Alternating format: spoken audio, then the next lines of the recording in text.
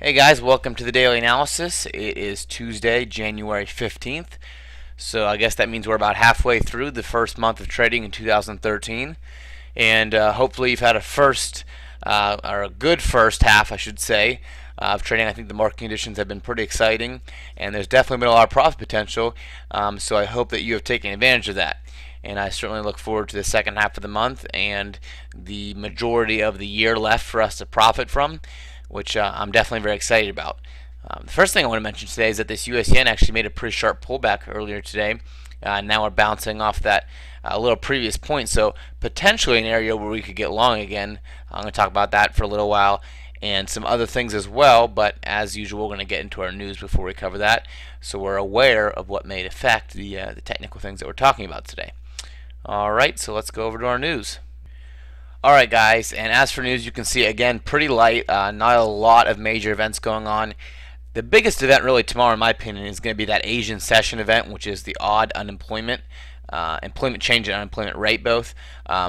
That could definitely shake up the market. You know, the odd, especially the odd dollar, has been pretty dull, just kind of sitting at some levels, not really making a lot of moves.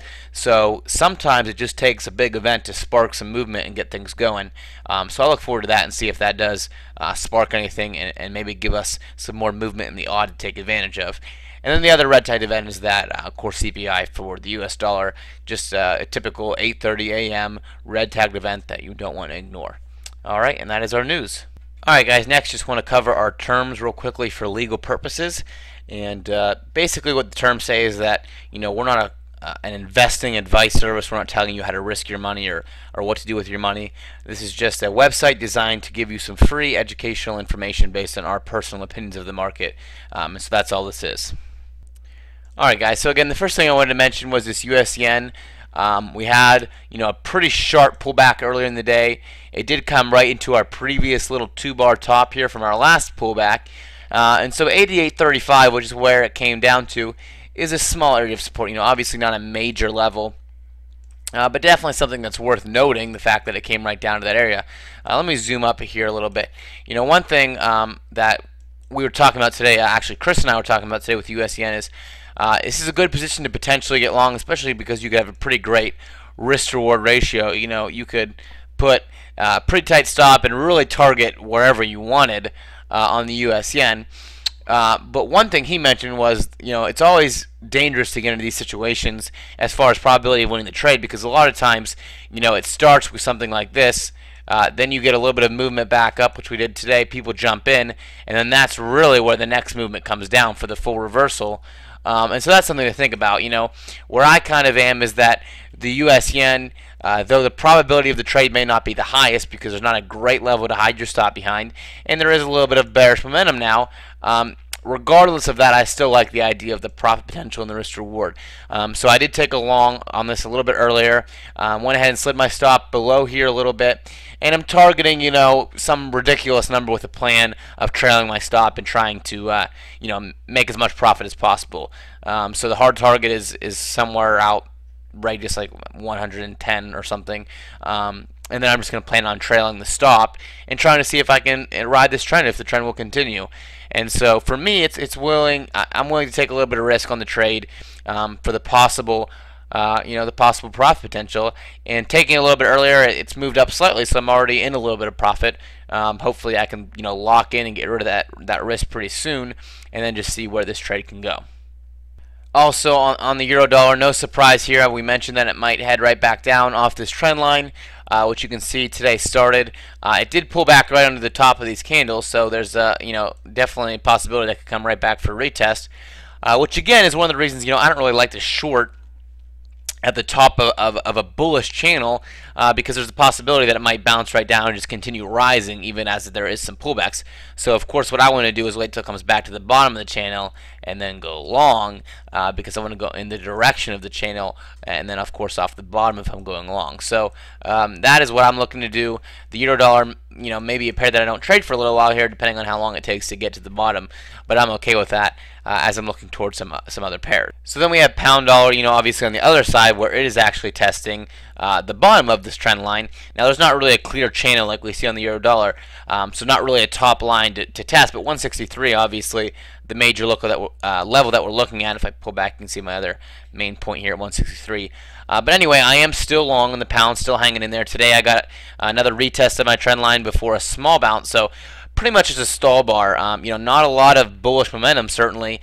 So I'm hanging on to a long here, hoping that that momentum is going to pick up and drive price back into that 163 area. But so far, it's hanging a little bit positive. Not a lot of profit, but a little bit positive. I'm just hoping that we get a strong break into that 163 area, which will be a pretty nice move. It's like a 3-to-1 risk reward, or maybe a little more than that. So it's a pretty nice profit potential if I can get a burst here. But right now it's looking a little lagging, pretty lame. So hopefully we'll get that burst soon. But I am still holding that long position on the pound.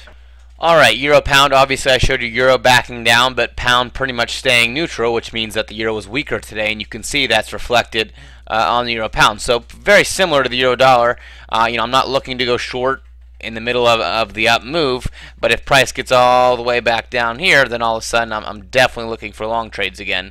So that's the euro pound. Even if it pulls back down to halfway through on this previous point and sets up again, I may even be looking to take longs back to this previous high. That was not a good line, but into this previous high.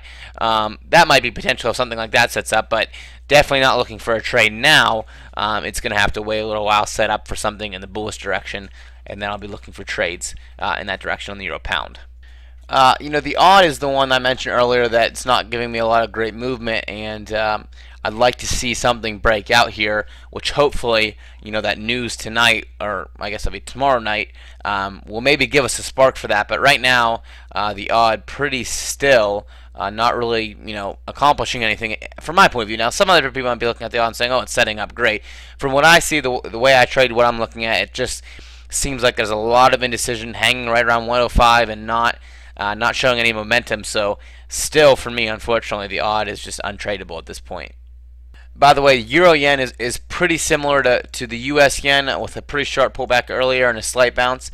You can see the bounce is a little less on the euro than it is on the US. Now, you might ask yourself why I took the US yen instead of the euro yen when the euro yen moves more, and therefore you assume more profit potential. And the reason for that is because I have that pound dollar long. And so, as you guys may know if you follow me at all, I typically take the opportunity to get that kind of half hedge going if I can.